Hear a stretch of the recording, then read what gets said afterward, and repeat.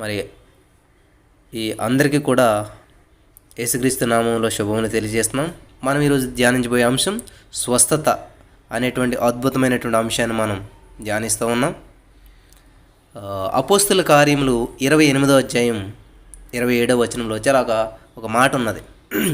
ఈ ప్రజలు కన్నులారా చూచి చెవులారా విని మనస్సారా గ్రహించి నా వైపు తిరిగి నా వలన స్వస్థత పొందకుండునట్లు వారి హృదయము క్రొవ్వి ఉన్నది, వారి చెవులతో మందముగా విని కన్నులు మూసుకొని ఉన్నారు అని పరిశుద్ధాత్మ దేవుడు యెషయా ప్రవక్త ద్వారా మీ పితరులతో చెప్పిన మాట సరే కదా. చూడండి, నిన్న మనం ఈ వాక్యాన్ని మనం ఎక్కడ చూసుకున్నాం? యెషయా గ్రంథంలో 6వ అధ్యాయం 10వ వచనంలో ఆ మాటను మనం చూసాం. దాన్ని ఇక్కడ యెషయా గ్రంథం 6వ అధ్యాయం 10వ వచనంలో ఉన్నటువంటి మాటను అపోస్తులైనటువంటి పౌలు గారు చెప్తూ ఉన్నాడు. మళ్ళీ ఇక్కడ ఎందుకని మీరు ఇంకా మరి స్వస్థత పొందుకోలేకపోతున్నారంటే, ఇక్కడ యెషయా భక్తుడి ద్వారా చెప్పినటువంటి మాటను మీరు సరే కదా అని 28-27లో చెప్తూ ఉన్నాడు. ప్రార్థించుకుందాం. స్తోత్రం దేవా, నువ్వు ప్రతిరోజు అమూల్యమైన విషయాలు మాకు తెలియజేస్తూ ఉన్నావు. మరి వినగల చెవి, గ్రహించగల హృదయం దయచేయండి. ఇక్కడ ఎంతమంది అయితే వాక్యాన్ని వినిచున్నారో వారంతా కూడా నా ప్రభా అద్భుత రీతిలో బలపడాలి నా తండ్రి. నువ్వే కృప చూపించండి నా ప్రభా, నీ కృపచేత నడిపించమని, నీ నామ మహిమార్థంగా వీరందరినీ దీవించి ఆశీర్వదించమని, విత్తబడుచున్న వాక్యం 30, 60, 100, 1000 ఫలింపచేయమని మా రక్షకుడు ప్రభువైన యేసు నామమున ప్రార్థిస్తున్నాం తండ్రి. Amen. Hallelujah. Thank you Jesus. Hallelujah. కాబట్టి ఈ వాక్యాన్ని చాలా గుర్తుపెట్టుకోవాలి. స్వస్థత పొందకపోవడానికి ఏంటో కారణం మీరు తెలుసుకున్నారు. కాబట్టి మీరు చెవులారా వింటారు, చాలా చక్కగా వింటారు, కానీ మనసారా గ్రహిస్తారు, గ్రహించినట్టుగా. కానీ నా వైపు తిరగట్లేదు. మీకు ఎంత నేర్చుకుంటే ఉపయోగం ఏంటంటే దాన్ని అమలు చేయలేనప్పుడు, ఆ వాక్యాన్ని మీరు అమలు చేయలేనప్పుడు ఎంత నేర్చుకుంటే ఉపయోగం ఏంటి? రోజుకి 10 మెసేజ్లు లేని వాళ్ళు ఉన్నారు చాలామంది, రోజుకి 10 అధ్యాయాలు చదివి వాళ్ళు ఉన్నారు, రోజుకి చాలా ఉంది. నా ఫ్రెండ్ ఒకడు ఉండేవాడు, ఎప్పుడు చదువుతుండేవాడు, ఎగ్జామ్స్ వచ్చాకేమో ఫెయిల్ అయిపోయాడు. మేము ఎప్పుడు కూడా మా పనులు చేసుకుంటూ ఉండేవాళ్ళం, సాయంత్రం అయ్యాక 1 గంట చదువుకునేవాళ్ళం. మేమేమో ఫస్ట్ క్లాస్లో పాస్ అయ్యాం, వాడేమో ఫెయిల్ అయ్యాడు. నా ప్రియమైనటువంటి సహోదరి స్నేహితులారా, దేవుని వాక్యం వినిచినటువంటి నీవు ఎంత విన్నావు అన్నది ఇంపార్టెంటు. కానీ విన్నటువంటి దాన్ని ఎంత అప్లై చేస్తున్నావు నీ జీవితంలో? ఒక టీచర్ చెప్పిన పాట నువ్వు ఎంత విన్నావో అది ఎప్పుడు తెలుస్తుందంటే ఎగ్జామ్ రాసినప్పుడు తెలుస్తుంది అనమాట. ఎగ్జామ్లో నువ్వు ఎంత అప్లై చేయగలుగుతున్నావు. అప్లికేషన్ చాలా ఇంపార్టెంట్. నా ప్రియమైనటువంటి సహోదరి స్నేహితులారా, ఈరోజున కొన్ని అమూల్యమైనటువంటి విషయాలు మీ ఎదురుకు తీసుకురావాలని చెప్పి నేను ఆశపడుచు ఉన్నాను. దేవుని సన్నిధిలో మరి రోగానికి స్థానం ఉన్నదా? దేవుని సన్నిధిలో అనారోగ్యానికి స్థానం ఉన్నదా? చెప్పాలి. మీరంతా కామెంట్ రూపంలో నేను అడుగుతున్నటువంటి ప్రశ్నలకి మీరు సమాధానం చెప్పాలి. దేవుని సన్నిధిలో రోగానికి స్థానం ఉన్నదా? దేవుని ఎదుట రోగం నిలబడగలుగుతుందా? దేవుని ఎదుట మరి సమస్య వచ్చి ఉండగలుగుతుందా అని ఆలోచన చేస్తే మరి సమాధానం మనం ఏం చెప్పగలుగుతాం? చెప్పాలి మీరంతా కూడా. ఇప్పుడు దేవుని ఎదురుగా వచ్చి ఒక సమస్య నిలబడగలుగుతుందా? ఒక రోగం నిలబడగలుగుతుందా? ఒకటి మాట్లాడగలుగుతుందా? చూడండి, మార్కు సువార్త 1వ అధ్యాయం 40వ వచనం చూసినట్లయితే, ఒక కుష్ఠరోగి ఆయన యొద్దకు వచ్చి ఆయన ఎదుట మోకాళ్ళుని, నీకిష్టమైతే నన్ను శుద్ధినిగా చేయగలవని ఆయనతో చెప్పి ఆయనను వేడుకొనగా ఆయన కనికరపడి చేయి చాపి వానిని ముట్టి నాకిష్టమే నీ సిద్ధుడు కమ్మని వానితో చెప్పాను. వెంటనే కుష్ఠరోగం వానిని విడిచెను కనుక వాడు శుద్ధుడాయను. సో అందరు చదువుతున్నారు కదా, అందరు ఈ వాక్యం తీసుకొని దగ్గర పెట్టుకోండి, చదవండి. మళ్ళీ జూమ్ చేసి చదువుదాం. మనం ఏంటంటే లాంగ్ లుక్లో చదవం, దీన్ని జూమ్ చేసి చదువుదాం. ఒక కుష్ఠరోగి వచ్చాడంట. ఆయన అంటే యేసుప్రభు దగ్గరికి వచ్చి విన్నాడు, ఎక్కడో ఈయన స్వస్థపరుస్తాడు, బాగు చేస్తాడని. చాలా దూరం నుంచి ఏం చేశాడు? నీకు ఇష్టమైతే మోకరించాడు. అంటే మంచిది. మోకరించడం అంటే ఏంటంటే తగ్గించుకోవడం అనమాట. చాలా దీనత్వం కలిగి ఉన్నాడు, తగ్గింపు జీవితం కలిగి ఉన్నాడు, తనను తాను తగ్గించుకున్నాడు, దేవుని దగ్గరికి వచ్చాడు. చాలా విషయాలు ఉన్నాయి ఇక్కడ, గమనించాలి మీరు. ఆయన ఎదుట చూడండి, ఆయన యొద్దకు ఫస్ట్ ఏం చేయాలంట? రోగం పోవాలంటే ఏం చేయాలంటే ఆయన యొద్దకు రావాలంట.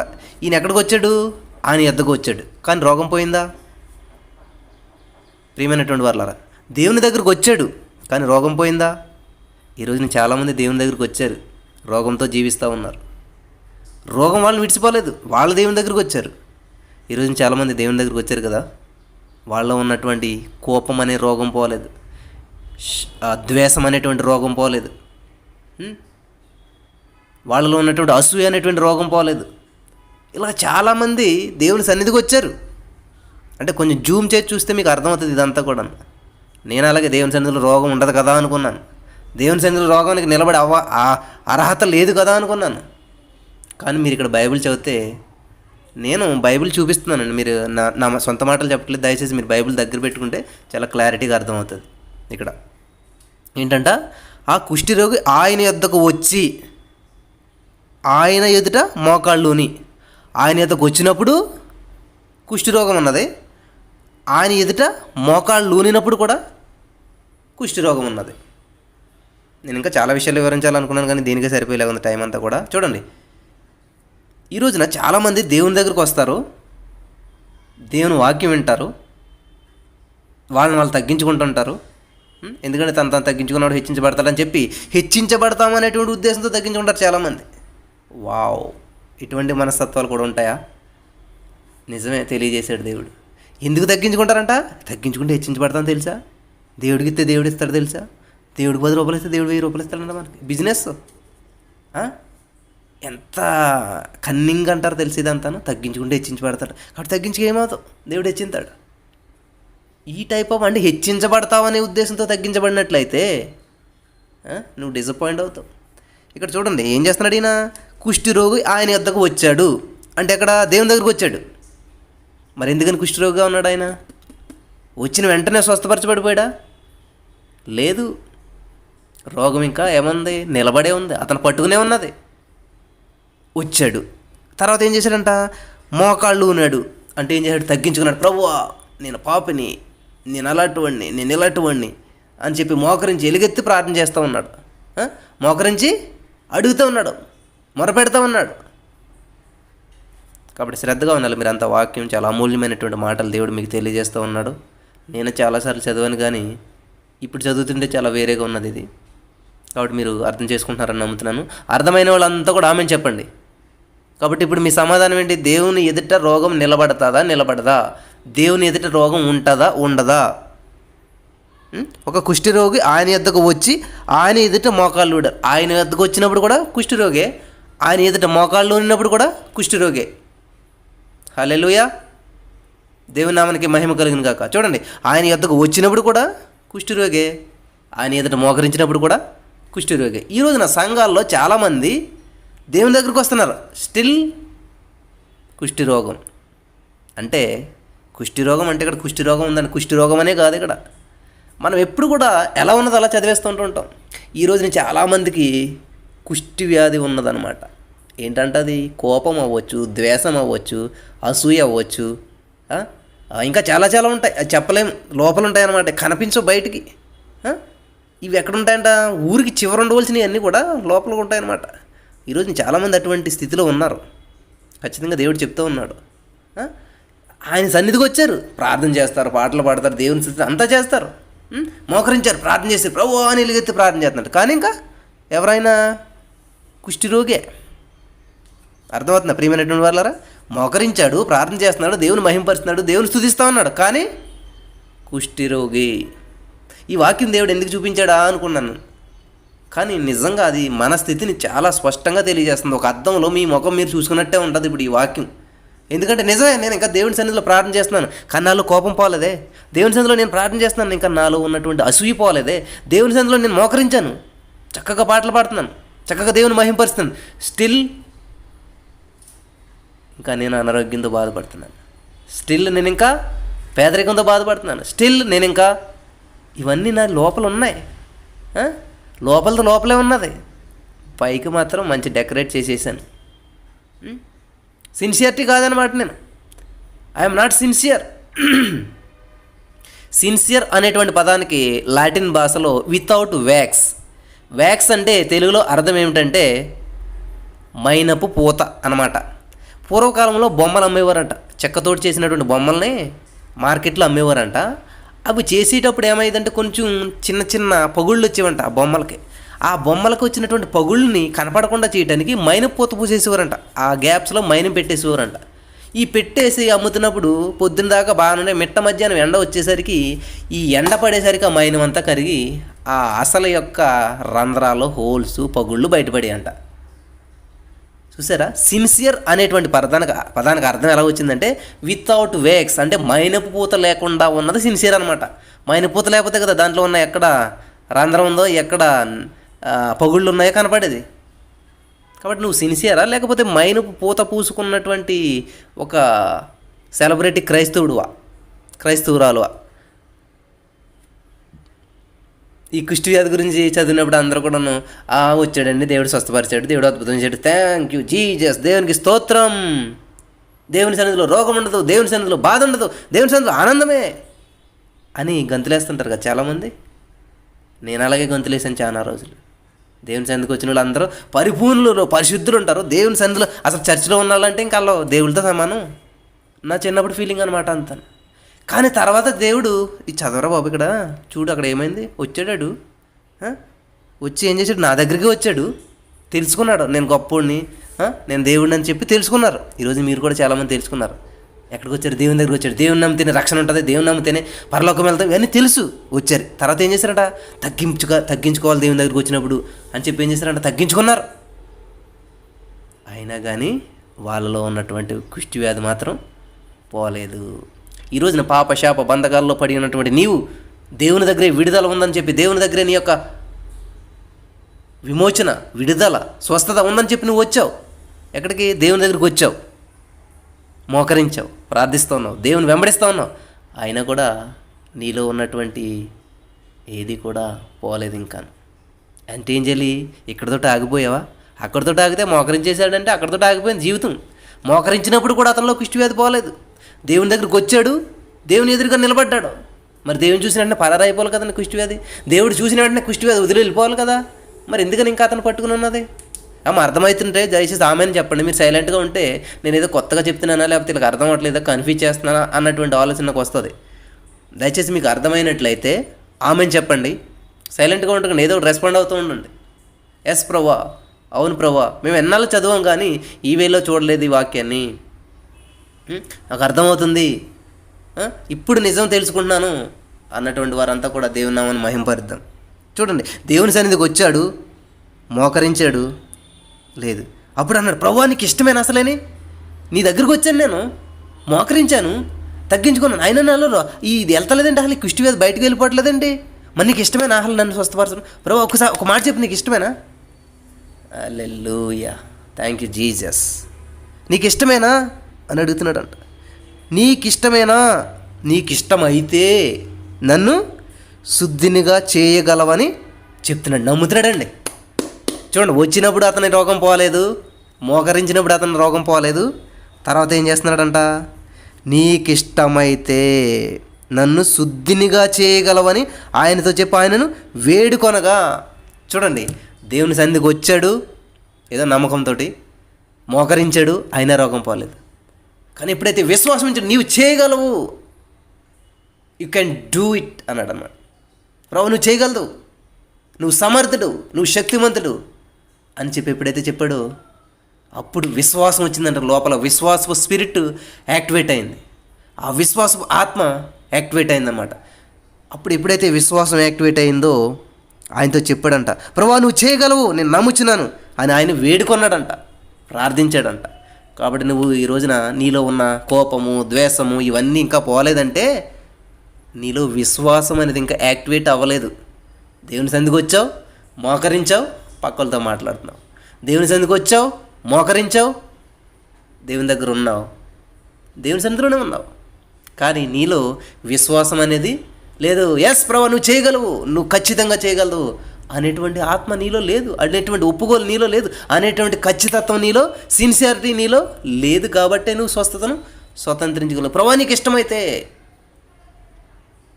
ఏంటమ్మా దేవునికి మీ పిల్లలు వచ్చి, అమ్మ నీకు ఇష్టమైతే నాకు కొనంత అన్నం పెట్టమ్మా, నీకు ఇష్టమైతే నాకు కొనంత బట్టలు కొనమ్మా, నీకు ఇష్టమైతే నాకు కొంచెం ఇది చెయ్యమ్మా అని అడుగుతారా మీ పిల్లల్ని ఎప్పుడన్నా?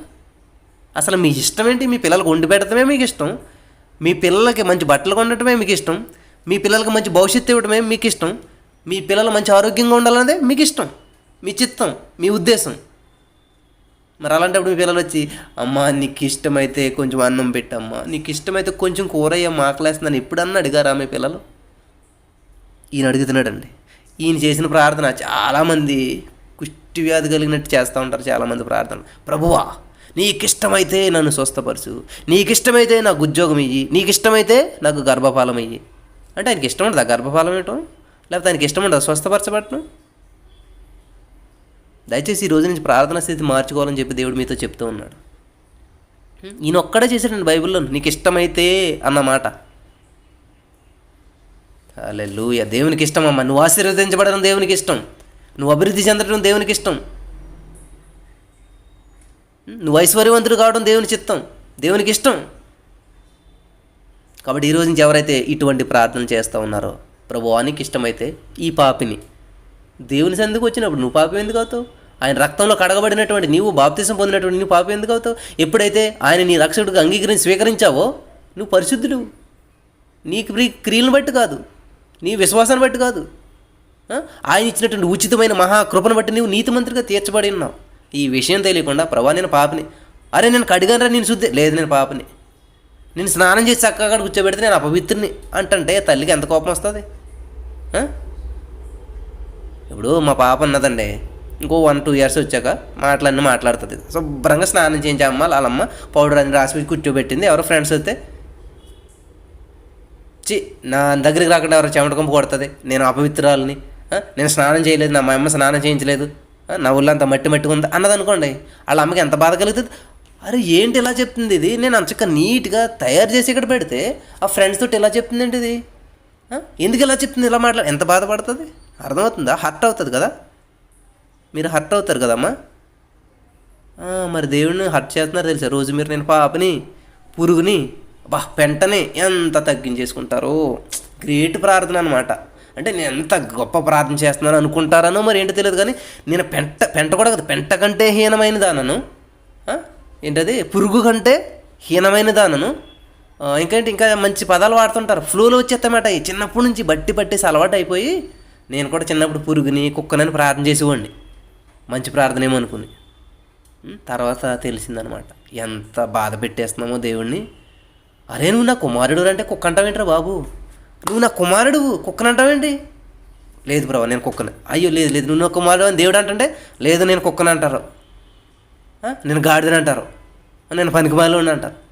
అవ్వా ఏం ప్రార్థన చేస్తున్నారమ్మా అసలు మీరు? అసలు అర్థమవుతుందా? దేవుడికి ఎంత బాధ కలుగుతుంది మీ మాటలిని అసలే. మరి ఇంతవరకు ఒకవేళ ఎవరైతే నేను కుక్కని, నేను పురుగుని, పెంట మీద చెత్త కంటే హీనమైన దానను, హీనమైన వాడను అని మీరు ప్రార్థన చేశారేమో పర్వాలేదు, మానేసుకోండి ఎక్కడి నుంచి, మర్చిపోండి ఎక్కడి నుంచి.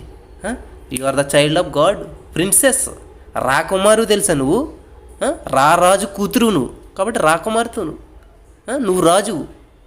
హల్లెలూయా. ఈ విషయం తెలిసినప్పుడు నువ్వు ఎందుకు ఓడిపోతావా? నువ్వు డిక్లరేషన్ చేస్తావు అనమాట. కమాన్ అంటే వస్తారు, గో అంటే పోతారు. అది అట్లా ఉంటుంది. ఏ రోగమైన, వ్యాధైనా, బలహీనత అయినా, కిడ్నీలో స్టోన్స్ అయినా, ఎక్కడో ఏమైనా కూడా రా అంటే బయటకు వస్తుంది అంతే. అది నువ్వు నమ్మంది ఏమొస్తుంది? అసలు నీ మీద నీకే నమ్మకం లేదు. నువ్వేమో నిన్ను నువ్వేమో కుక్కలాగానో లేకపోతే పిల్లిలాగానో బలిలాగా చూసుకుంటుంటే నీకేది భయపడుతుంది? నీకేది భయపడుతుంది? అందుకనే ఈరోజు అనేక మంది స్వస్థతను ఇది అనుభవించలేకపోతున్నారు. నీ జీవితంలో ఉన్నటువంటి దాన్ని స్వతంత్రించుకోలేకపోవడం కారణం ఏంటి తెలుసా నా ప్రియమైనటువంటి సహోదరి స్నేహితులారా? ఇది అసలు నువ్వెవరో నువ్వు తెలుసుకోలేకపోతున్నావు. You are the child of God, you know that. తెలుసుకోవాలి. మరి అది తెలుసుకున్న రోజున ఖచ్చితంగా నీ జీవితంలో రాణిలా జీవింతావు, రాజులా జీవింతావు. నీ దగ్గర ఉన్న డబ్బును బట్టి కాదు, నీకున్న ఇల్లుని బట్టి కాదు, నీకున్నటువంటి ఉద్యోగాన్ని బట్టి కాదు, దేవుని యొక్క ఉచితమైన మహాకృపను బట్టి నువ్వు వండర్ఫుల్ లైఫ్ జీవిస్తావు అనమాట. నీది చిన్న ఉద్యోగం అవ్వచ్చు, అసలు ఉద్యోగమే లేకపోవచ్చు, కానీ సమృద్ధి నీ ఇంట్లో ఉంటుంది. హల్లెలూయా. బ్రదర్ మా ఆయన చాలా చిన్న ఉద్యోగం బ్రదర్, 10,000 సంపాదించాడు. 10,000 సంపాదించే ఎవడికమ్మా 10 లక్షలు సంపాదించే ఎవడికి? మీ ఆయన ఉద్యోగం ఎవడు అడిగాడు? మీ ఆయనకున్న శాలరీ ఎవడు అడిగాడు? దాని మీద ఆధారపడి ఎవడు జీవించమంటున్నాడు మిమ్మల్ని? దాని వైపు చూస్తావు ఎందుకు? దేవుని వైపు చూడు నువ్వు. ఆయన వైపు చూడండి. సర్వ సమృద్ధి కలిగినటువంటి దేవుడు మీ అవసరతలు అన్నీ కూడా ఆయన తీరుస్తాడు. కాబట్టి నీకున్న ఉద్యోగం వైపు చూసావనుకో 10,000 5,000 చూపిస్తుంది. నీకున్న అనారోగ్యం వైపు చూసావనుకో నువ్వు లెగవు, నువ్వు ఇదే పరుపు, నీది ఇదే జీవితం, నువ్వు ఇదే బతుకు, నీ బీపీ ఇంకా పెరుగుతుంది, లేకపోతే నువ్వు ఇలాగా నువ్వు ఉప్పు తినకూడదు, కారణం నీవు చనిపోతే ఇంక 10 రోజుల్లో అంటది. అది రోగం వైపు చూస్తే. కానీ దేవుని వైపు చూస్తే స్వస్థపరిచేహో నేను పొందిన దెబ్బదారి నీకు స్వస్థత వచ్చి నువ్వెందుకు అక్కడ ఉన్నా, రా పైకి రా అంటాడు దేవుడు. You are my son, you are my child, నువ్వు నా బిడ్డ, కాబట్టి నువ్వెందుకు బాధపడుతున్నావు? నువ్వు అక్కడ ఉండవలసిందని కాదు, లేక పైకి లేక అక్కడ కదా ఉండవలసింది, రా అంటాడు అనమాట. అది దేవుని పిలుపు అలాగ ఉంటుంది. దేవుడు నిన్ను పైకి లేపుతాడమ్మా, పైన ఉన్నవాడు ఆయన పైకి లేపుతాడు. రోగాలు ఇవన్నీ కూడా కాళ్ళు కింద ఉన్నాయి, నిన్నేం చేస్తాయి? కిందకి లాగుతాయి. చాలామందికి ఎంత భయం అంటే, బ్రదర్ నిమ్మకాయలను ఎండుమిర్చి ఉన్నది అక్కడ తొక్కేసిన ఏమన్నా అవుతుందా బ్రదర్ అని అంటున్నారు. నన్ను అడిగాడు మా ఫ్రెండ్, ఊరు అందులోనే ఉన్నది కదరా, ఏమవుతుందని నన్ను అడుగుతావేంటి? ఏం చేసావు నువ్వు? వాటిని తొక్కేసావు అంటే ఎక్కడ ఉన్నాయి? నీ కాళ్ళ కింద ఉన్నాయి. అంటే నీ కాళ్ళ కింద ఉన్నది నిన్నేం చేస్తుందిరా? దేవుడే చెప్పాడు కదా, పాములు నాగపాములు అనగా దొక్కేదరా అంటే కిందకు తొక్కేసావు దాన్ని, అది నిన్నేం చేస్తుంది? నీ కాళ్ళ కింద ఉన్నది నిన్నేం చేస్తుంది? అయిపోయింది అక్కడ, లాజిక్ మిస్ అయిపోయావు నువ్వు. కాబట్టి నువ్వు అక్కడ తొక్కితే నిన్ను అదేం చేయలేదు. నీ పైన ఉన్నది, పైన ఉన్న వాటిని వెతకమని చెప్పాడు. పైన ఉన్నవాడు గొప్పవాడు, ఆయన అధికారం లేనిది ఏమి జరగదు, ఆయన మనకు గొప్పవాడు, ఆయన చేతిలో ఉంది అంతా. ఎక్కడో కాలు కింద ఉన్నదాన్ని నువ్వు తొక్కేసావు, అది తొక్కేసాడు దాని పని అయిపోయింది. ఇంకా నీ కాళ్ళ కింద ఉన్నది నిన్నేం చేయగలుగుతుంది? ఎండుమిర్చి తొక్కాను బ్రదర్, నిమ్మకాయ తొక్కాను బ్రదర్, కానీ అది ఏం చేయదు తెలిసే? నేను యోబు గారు మాట అంటాడు, నేను దేనికి భయపడుతున్నానో అది నా మీదకి వస్తుంది. నువ్వు దాన్ని తొక్కానని భయపడుతున్నావు చూడు, అది నిన్ను చేస్తుంది. నువ్వు తొక్కేశానని చెప్పి భయపడుతున్నావు చూడు, అది నిన్ను చేస్తుంది. ఆ భయం నిన్ను బలహీనపరుస్తుంది, ఆ బలహీనత నిన్ను హాస్పిటల్ పాలు చేస్తుంది అన్నమాట. అంతే లాజిక్ ఇంతకని. అంతేకాని నిమ్మకాయలోనే ఏమీ లేదు, ఎండుమిర్చిలోనే ఏమీ లేదు. 100 సార్లు నేను తొక్కానండి. సైకిల్ తొక్కించుకోండి, బైక్ తొక్కించుకోండి, లేకపోతే ఇంకా రంగులో కలిపేసి మా ఊర్లోనూ అన్నాలు పెట్టేవారు. దేవతల గాట్లకు పెట్టిన అన్నాలు అట్టాకులు దారిలో పెట్టేస్తుంటే తొక్కుని వెళ్ళేవాడు నేను. ఏది కళ కూడా రాలేదు, నాకు ఏమీ చేయలేదు. ఎందుకని? You are the fire. నీ లోపల ఉన్న ఫైర్, బలమైన ఫైర్ నీలో ఉంటే బయట అగ్ని ఎత్తి ఏం చేస్తానండి? ఏం చేయలేదు. హల్లెలూయా. దహించు అగ్ని అయిన దేవుడు నీలో ఉన్నప్పుడు ఏది నిన్ను తాకలేదు అసలే, నో డౌట్, అవకాశం లేదు. హల్లెలూయా. Thank you Jesus. నీకు ఇష్టమైతే నన్ను శుద్ధినిగా చేయగలవు ఆయనతో చెప్పి ఆయనని వేడుకొనగా. చూడండి, అప్పుడు విశ్వాసంతో ఏం చేశాడంటే వేడుకొన్నాడంట. వేడుకొనగా ఏమైందంట? కనికరపడి చేయి చాపి వానిని ముట్టి నాకిష్టమే. హల్లెలూయా. నాకిష్టమే అన్న కూడా అక్కడ ఎంత రోగం ఉంది అక్కడ. ఇంకా చూసారా నా ప్రియమైనటువంటి వారు, నాకిష్టమే అన్న కూడా ఇంకా రోగం ఉన్నది. నీవు శుద్ధుడు కమ్మని వానితో చెప్పాను. ఎప్పుడైతే దేవుడు మాట పలికాడో, ఎప్పుడైతే దేవుడు చెప్పాడో శుద్ధుడు కమ్ము అని చెప్పాడో, వెంటనే కుష్టి రోగము వానిని విడిచెను కనుక వాడు శుద్ధుడాయను. ఇదండి ప్రాసెస్. స్వస్థత నీకు ఎందుకు రావట్లేదు తెలుసా? ఇంతకని చాలా బాగా బలంగా దేవుని సన్నిధికి వచ్చేస్తున్నారు. హల్లెలూయా అని గొంతులు వేసుకుంటా హల్లెలూయా స్తుతి మహిమా అని పాడుకుంటూ వెళ్ళిపోతారు దేవుని సన్నిధికి. వెళ్ళిపోయారు, ఆనందమే సంతోషమే అంటారు, అంతే కూర్చుంటారు, మోకరింతారు. ఎలా అందరూ ఎదురుకుండా మోకరించి 2 చేతుల పైకి ప్రభువా అని పెద్ద ప్రార్థన చేస్తారు. వామ్మో ఎంత భక్తి పరులు అనుకున్నాను చిన్నప్పుడు నేను. ఇంతకేంటి అందరికి హడావుడు అనమాట, అందరికి హడావుడి. హల్లెలూయా. దయచేసి అలా ఉంటే మార్చుకోమని చెప్తున్నాడు దేవుడు. ఇంట్లో మోకరించరు అస్సలు, మోకాళ్ళ నొప్పులు వచ్చేస్తాయి ఇంట్లో. బయటికి వెళ్తే అందరి మధ్యలో, సమాజ మధ్యలో మందిన అందరికి వందనాలు చెప్తారంట. అబ్బా, తమ బయట వెడల్పు చేసి చూపించారు, ఏదో ఉంటుంది వాక్యం అసలే. ఎంత భక్తులు మేమని చెప్పుకోవటానికి, నలుగురికి చెప్పుకోవటానికి చేస్తూ ఉంటారు అనమాట.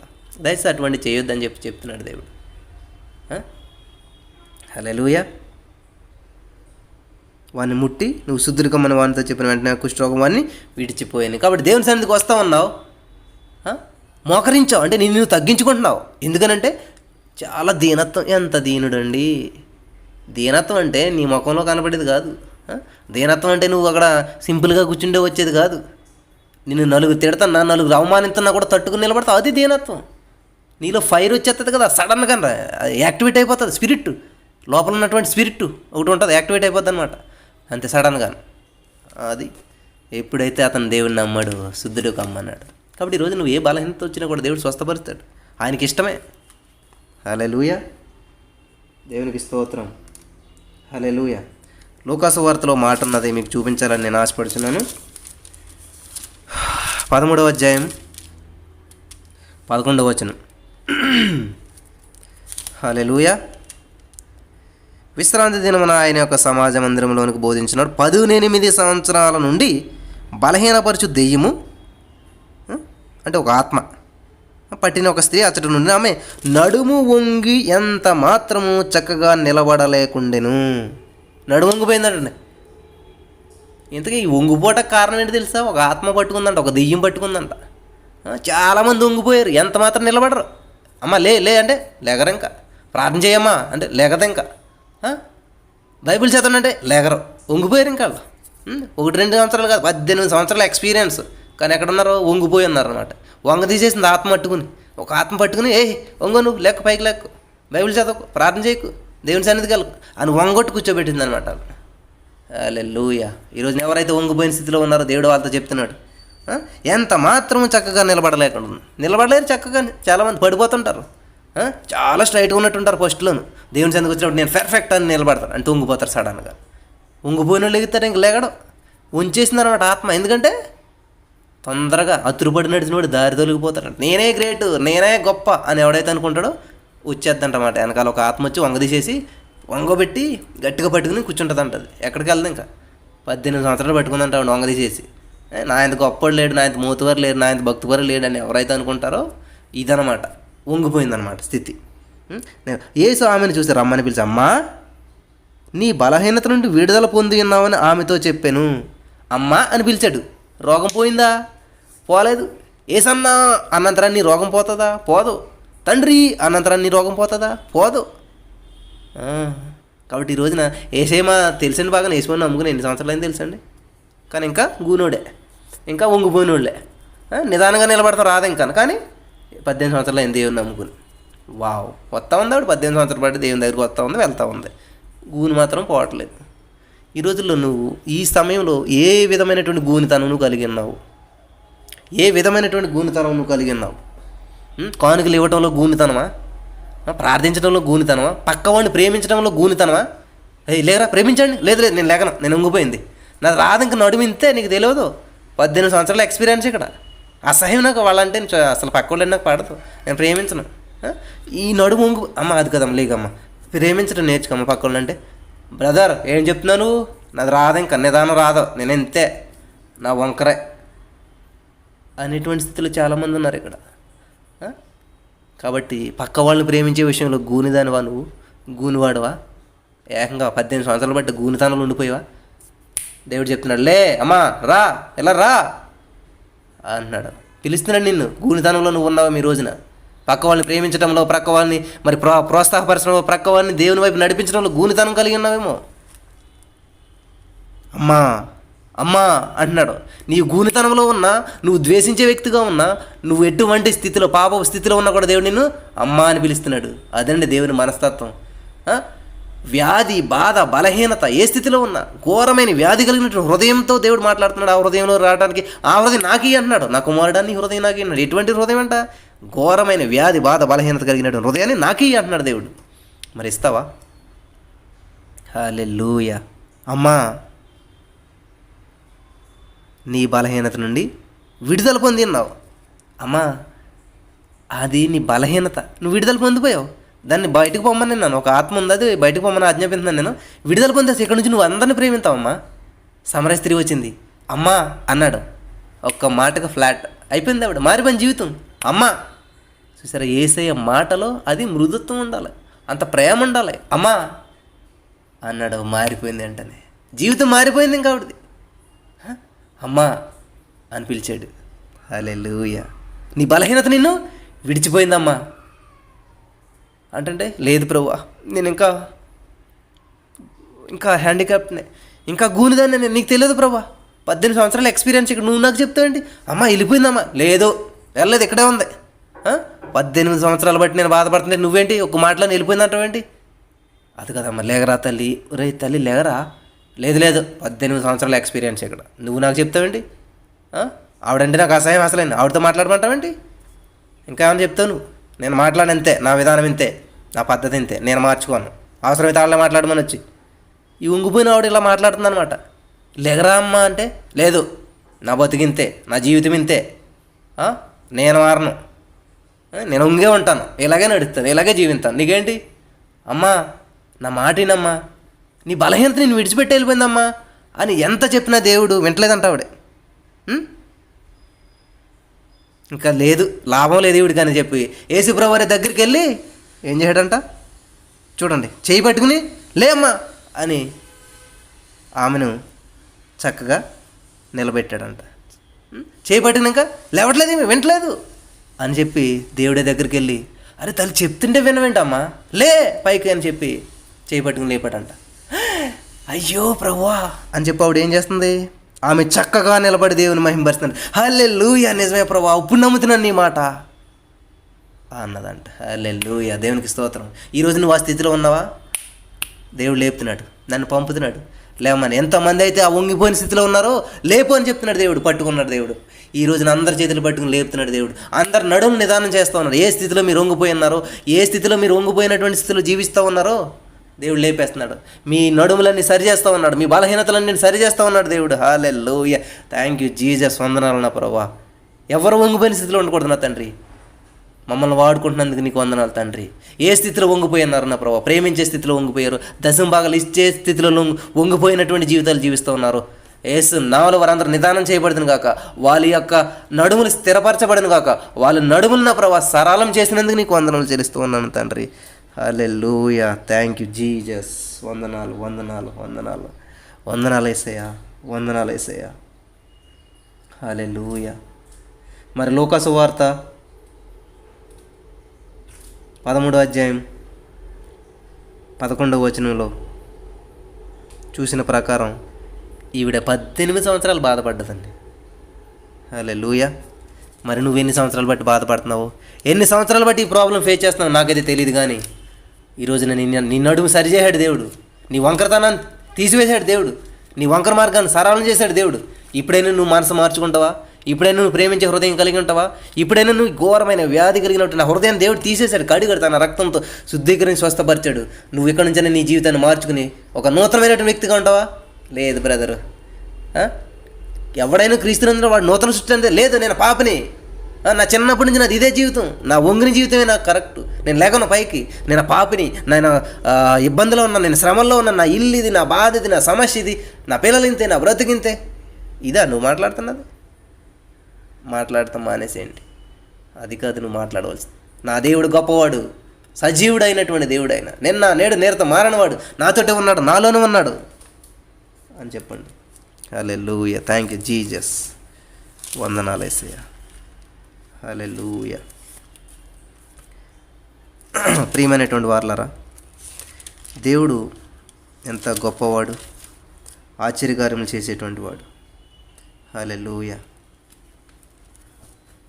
ఇక్కడ చూడండి, ఇంకొక నాకు ఎంత ఉందంటే 5-6 మినిట్స్లో నేను ముగించేస్తాను, టైం అవుతుంది.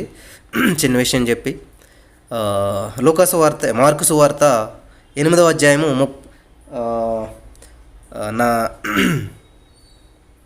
8వ అధ్యాయం 22వ వచనం చూసినట్లయితే, అంతలో వారు బెత్సయిదాకు వచ్చినప్పుడు అప్పుడు అక్కడ వారు ఆయన గుడ్డివాన్ని తోడుకుని వచ్చి వాని ముట్టవాలని ఆయన వేడుకొని, ఆయన ఆ గుడ్డివాన్ని చేపట్టుకుని ఊరు వెలుపలకు తోడుకుని పోయి వాని కన్నుల మీద ఉమ్మి వేసి వాని మీద చేతులుంచి, నీకేమైనాను కనబడుచున్నదా అని వాడిని అడుగా, వాడు కన్నులెత్తి, మనుషులు నాకు కనబడుచున్నారు, వారు చెట్లు వలె నడుచుతున్నట్లుగా నాకు కనబడుచున్నారు అని. చూడండి, ఇక్కడ దేవుడు స్వస్థపరచాలంటే అక్కడ స్వస్థపరచవచ్చు కదా, ఎక్కడ తీసుకెళ్ళిపోయాడైనా ఊరు వెలుపలికి తీసుకుపోయాడంట. హల్లెలూయా, థ్యాంక్ యూ జీసస్. ఎక్కడ తీసుకెళ్ళాడంటమ్మా?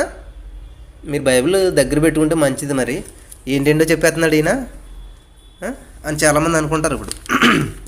మార్కు సువార్త అమ్మ, పేజీ నెంబర్ కూడా చెప్తాను, 44 పేజీలో ఉంటుంది. మార్కు సువార్త 8వ అధ్యాయము 22వ వచనంతో 22వ వచనంలో ఆ గుడ్డివాని తోడు 23 చూడండి. ఆయన గుడ్డివాని చెయ్యి పట్టుకుని ఊరి వెలుపలకు తోడుకొని పోయి. ఊరు అంటే దేనికి సాదృశ్యం అంట? ఊరిలో ఉన్నటువంటి మనుషులు ఎలా ఉన్నారంట? దేవుని విసర్జించే వారుగా ఉన్నారు, దేవుని మీద నమ్మకం లేని వారుగా ఉన్నారు, అవిశ్వాసంతో ఉన్నారు. కాబట్టి ఏం చేయాలి? ఊరిని విడిచిపెట్టాలి నువ్వు. ఏంటా ఊరు? నేను ఇక్కడే పుట్టానండి, ఇక్కడే పెరిగానండి, ఇక్కడ పద్ధతులంతా ఇంతేనండి, ఇక్కడ సిస్టమ్ అంతా ఇంతేనండి, ఈ రోజున బయటకు వెళ్ళకూడదు. ఇది ఈ యొక్క సిస్టమ్ ఉంటుంది కదా. ఏదైతే అవిశ్వాసం ఆత్మలు ఏలుబడి చేస్తూ ఉంటాయో నడుము వంగిపోయిందంట. ఎందుకని ఆవిడకి ఏంటంట? బలహీనపరచు దెయ్యం. ఆ దెయ్యం అనమాట. కాబట్టి నీలో కూడా ఏదైతే గ్రుడ్డితనం కలగజేస్తుందో ఆత్మీయంగాను, ఏదైతే నిన్ను నడుము ఉంచి పెట్టేస్తుందో, ఏదైతే నిన్ను ఎదుటి వ్యక్తిని ప్రేమించకుండా ద్వేషాన్ని పెంచేస్తుందో అది దెయ్యం అనమాట. అమ్మో, చాలా దెయ్యాలు ఉన్నాయి మన దాంట్లో అనుకుంటున్నారా? నిజమే. ఎదుటివాడి మీద నీకు అసూయ కలుగుతుందంటే దెయ్యం ఉంది లోపల. ఖచ్చితంగా తెలుసుకో నువ్వు. దెయ్యం అంటే ఎక్కడ ఉండదు, ఇదనమాట. వాళ్ళంటే అసహ్యం కలుగుతుందా? అయితే దెయ్యం ఉంది లోపల. ఎదుటివాడిని ప్రేమించలేకపోతున్నావా? దెయ్యం ఉంది. బలహీనపరిచే దెయ్యం అనమాట అది. నేను ప్రేమ ఎంత బలము కలిగిందంట, అది నీలోంచి బయటికి రానివ్వట్లేదంటే బలహీనపరుస్తుందంటే దెయ్యం ఉంది లోపల. కాబట్టి ఎన్ని దెయ్యాలు ఉన్నాయో చూసుకోండి మీలో. చూడండి, ఈ గుడ్డివాడిని దేవుడు స్వస్థపరచడానికి ఏం చేస్తున్నారంట? చేయట్టేసుకుని, రారా బాబు రా, ఎక్కడ ఉంటే నీకు విశ్వాసం రాదు, కానీ ఈ మూకలో ఉంటే ఈ యొక్క జనుల మధ్య ఉంటే నీకు సెట్ అవ్వదు, నీ విశ్వాసం పనిచేయదు. కాబట్టి బయటికి రా, నీ యొక్క చిక్కుల నుంచి బయటికి రా, నీ యొక్క అవిశ్వాసం నుంచి బయటికి రా, నువ్వు ఉన్నటువంటి సంఘం నుంచి బయటికి రా. అయ్యో, సంఘం నుంచి బయటికి రామంటే మీరు ఏంటండి మా చర్చ మానేయమంటున్నారా, మీ దగ్గరకు వచ్చేయమంటున్నారా అని అనుకోకుండా అమ్మా. నువ్వు ఉన్నటువంటి సంఘం అంటే ఏంటి? నీకు ఉంటుంది ఒక సంఘం, ఏలాకోలాలు ఆడే సంఘం, ఎకాశెకలాడే సంఘం, కామెంట్లు చేసే సంఘం, సొల్లు కబుర్లు చెప్పుకునే సంఘం. ఈ సంఘం నుంచి బయటకు రమ్మంటాను, కానీ నేను దేవుని సంఘం నుంచి కాదు. దయచేసి నేను తప్పుగా అర్థం చేసుకోకుండా ఎవరన్నా. మీరందరూ బాగుండాలి, దేవుళ్ళు బలపడాలన్న ఉద్దేశంతో చెప్పే మాటలు తప్ప మిమ్మల్ని ఎవరిని కూడా నేను ఏ సంఘం మానేయమని కానీ, ఏ దశం భాగాలు నాకు ఇవ్వమని కానీ నేను ఎప్పుడు చెప్పట్లేదు. దయచేసి అర్థం చేసుకుని వాక్యంగా స్వీకరించండి. చూడండి, అక్కడ వెలపలికి తీసుకొచ్చాడు. కాబట్టి ఈరోజు దేవుడు నీతో చెప్తున్నాడు, వెలపలికి రా అని చేయి పట్టుకుని తీసుకొస్తూ ఉన్నాడు. దేవుడు నన్ను పంపించాడు, వెలపలు తీసిరా వాళ్ళందరినీ. అందులో మగ్గిపోతున్నారు. ఆ విశ్వాసంలోంచి, ఆ పద్ధతుల్లోంచి, ఆ యొక్క సిస్టంలోంచి బయటికి రమ్మని చెప్తా ఉన్నాడు. హల్లెలూయా. కాబట్టి నువ్వు బయటకు వచ్చినట్లయితే నీ స్వస్థత నువ్వు స్వతంత్రించుకుంటావు. నువ్వు దేవుని మాట విన్నట్లయితే నీ స్వస్థత నువ్వు స్వతంత్రించుకుంటావు. కాబట్టి ఈ రోజున ఇంత వాక్యం విన్నటువంటి నీవు ఏ స్థితిలో ఉన్నావు? ఇంకా వంగిపోయినటువంటి స్థితిలో ఉన్నదా?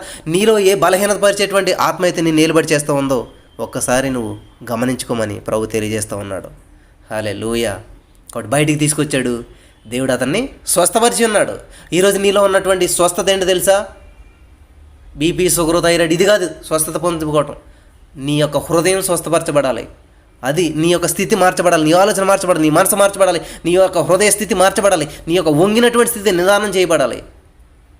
కాబట్టి ఏ విషయంలో నువ్వు వంగిపోయి జీవిస్తూ ఉన్నావో, బెండ్ అయిపోయిందో నీ మనసు, ఏ విషయంలో ఎదుటివారిని క్షమించే విషయంలో, ఎదుటివారిని ప్రేమించే విషయంలో, ఎదుటివారి కొరకు ప్రార్థించే విషయంలో, ఎదుటివారికి సహాయం చేసే విషయంలో, దేవుడికి కానుకలు ఇచ్చే విషయంలో, దేవుడిని మహింపరిచే విషయంలో, దేవుడికి నీ దశంభాగం ఇచ్చే విషయంలో, దేవుని సన్నిధికి వెళ్ళే విషయంలో, ఏ విషయంలో వంగిపోయావో, బెండ్ అయిపోయావో, నలిగిపోతున్నావో నాకు తెలియదు, కానీ దేవుడు చెప్తా ఉన్నాడు ఈరోజు రమ్మని. మరి ఆయన దగ్గరికి వస్తావా? వచ్చినప్పుడు దేవుని నిన్ను స్వస్థపరుస్తాడు, నిన్ను మామూలు వ్యక్తిగా చేసి పంపుతాడు. కుష్టి రోగిని స్వస్థపరిచినటువంటి దేవుడు 18 సంవత్సరాల రక్తస్రావంతో, మరి 12 సంవత్సరాల రక్తస్రావంతో బాధపడినటువంటి స్త్రీ, లోకసువార్త 8:43లో ఉంటుంది. ఆ స్త్రీని దేవుడు స్వస్థపరిచి ఉన్నాడు. కుష్టి వ్యాధి కలిగినటువంటి వ్యక్తిని స్వస్థపరిచి ఉన్నాడు. బలహీనపరిచి నడుము వంగినటువంటి వ్యక్తిని దేవుడు స్వస్థపరిచి ఉన్నాడు. కాబట్టి ఈరోజు దేవుడు నిన్ను కూడా స్వస్థపరచడానికి ఆయన సిద్ధంగా ఉన్నాడు. కావాల్సిందల్లా నీలో విశ్వాసం, ఆయన మీద నమ్మకం. మరి ఆయన దగ్గరికి వస్తావా? ఆయన దగ్గర వచ్చి మోకరిస్తావా? ఆయన మీద విశ్వాసం ఉంచుతావా? ఖచ్చితంగా నీ అద్భుతాన్ని నువ్వు పొందుకుంటావు. హల్లెలూయా. మరి అటువంటి ఆత్మదేవుడు మీ అందరికీ అనుగ్రహించినట్లు ప్రార్థన చేద్దాం. హల్లెలూయా. వందనాలు నా ప్రభా. చాలా అద్భుతమైనటువంటి విషయాలు ఈరోజు మాతో మాట్లాడావు. మరి నా ప్రభా, సమయం లేక ఇంకా ఇవన్నీ క్లియర్గా వివరించలేకపోయాను ప్రభా, నన్ను క్షమించండి. మరి రాబోయే రోజులు ఇంకా మరింత ఉన్నతంగా వీటిని వివరించి నిన్ను స్తుతించి నిన్ను మహింపరచుటకు మాకు సమయాన్ని అనుగ్రహించమని ఈరోజు నా ఎంతమంది అయితే వాక్యం ద్వారా బలపడ్డారు, అద్భుతమైనటువంటి సాక్ష్యాలు చెప్పుటకు కృప చూపించమని ఈరోజు నీ ఆత్మ చేత అభిషేకించండి. ఎవరిలో వ్యాధి బాధ బలహీనతలు యేసు నామములో నేను విడుదలను ప్రకటిస్తున్నాను తండ్రి. ఆలనాడు పేతురు జ్వరం నువ్వు ఎలాగైతే గద్దించావు, యేసు నామములో నేను గద్దిస్తున్నాను తండ్రి. బయటకు పొమ్మని, కిడ్నీలో రాళ్ళు బయటకు పొమ్మని ఆజ్ఞాపిస్తున్నాను తండ్రి. శరీరంలో ఉన్న వ్యాధి బాధ బలహీనత ఏదైనా కూడా యేసు నామములో బయటకు పొమ్మని నేను ఆజ్ఞాపిస్తున్నాను తండ్రి. నువ్వు సహాయం చేస్తున్నందుకు వందనాలు, నువ్వు అద్భుతం చేస్తున్నందుకు వందనాలు తండ్రి. నేను విడుదలను ప్రకటిస్తున్నాను తండ్రి. అది ఎటువంటి వ్యాధైనా రోగమైన ప్రభు యేసు నామములో కూడా బయటకు పోవును గాక. హల్లెలూయా. నీవు నాకు ఇచ్చిన అధికారాన్ని బట్టి నా ప్రభు నేను విడుదలను ప్రకటిస్తున్నాను తండ్రి. నీ నామంలో విడుదల ఉందన్న ప్రభా. హల్లెలూయా నా ప్రభా, నీకే వందనాలు స్తోత్రములు చెల్లిస్తున్నాను తండ్రి. ఇంతవరకు నా ప్రభా ఈ యొక్క కూడికను నీ నామ మహిమార్థంగా నడిపించావు. అద్భుత రీతిలో నీ వాక్యం ధ్యానించుటకు అనేక విషయాలు మాతో మాట్లాడి ఉన్నావు. విన్న వాక్యం వ్యర్థం కాకుండా ప్రతి హృదయంలో నాటబడి ఫలించి అభివృద్ధి చెందినట్లు మరి నా ప్రభు వారి హృదయాల్లో ఈ యొక్క వాక్యాన్ని విని గ్రహించి దాన్ని అమలు చేసేటువంటి వారికి వీరందరూ ఉండినట్లు సహాయం చేయమని, కృప చూపించమని మరి నా ప్రభు ఈరోజు నేను ఆ మహిమార్థం నడిపించా. మరోసారి మేము అందరం కూడుకుని ఈ రీతిగా నిన్ను వాక్యాన్ని ధ్యానించుటకు కృప చూపించమని, సహాయం చేయమని మా రక్షకుడు ప్రభు అయినటువంటి యేసుక్రీస్తు వారి అతి శ్రేష్టమైన మిక్కిలింత బ్రతిమలు వేడుకొని ప్రార్థన చేస్తున్నామా పరమ తండ్రి. Amen, amen, amen. Praise the Lord. మేము చేసే ప్రతి వీడియో అప్డేట్స్ మీకు నోటిఫికేషన్ రూపంలో రావాలి అంటే మీ ఫోన్లో యూట్యూబ్ ఛానల్లో జీసస్ ఆల్మైటీ గాడ్ అని టైప్ చేసి సెర్చ్ చేసినట్లయితే జీసస్ ఆల్మైటీ గాడ్ యూట్యూబ్ ఛానల్లో సబ్స్క్రైబ్ అనే బటన్ని ప్రెస్ చేసి దాని పక్కన ఉన్న బెల్ బటన్ని కూడా ప్రెస్ చేయండి. దీని ద్వారా మేము చేసే ప్రతి వీడియో అప్డేట్స్ మీరు మిస్ అవ్వకుండా నోటిఫికేషన్ రూపంలో పొందుకుంటారు. Thank you.